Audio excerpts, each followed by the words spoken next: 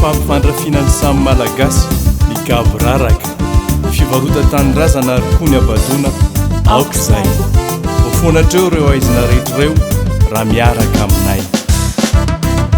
satria raha jemizona kotomahary dia olo fihavanana mpandala ny fahamarinana tena tia tandrazana sady mahaina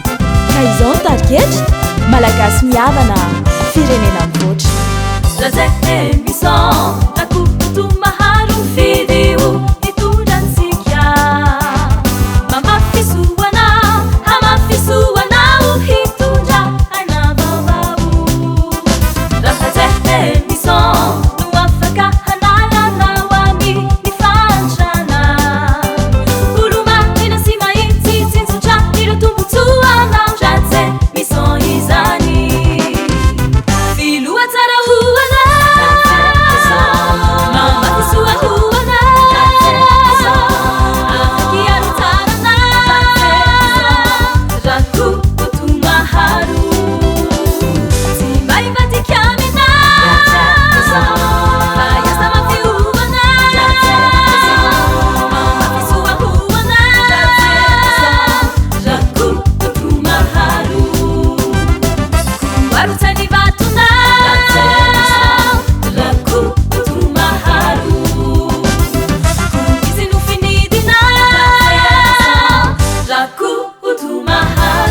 Jameson Rakotomar Mama Suamar Jameson Rakotomar faitsika ny mpanovana pirenena faitsika ny mahatonga izao crise izao tsy mila crise vaovao tsy mila fery vaovao tsontsika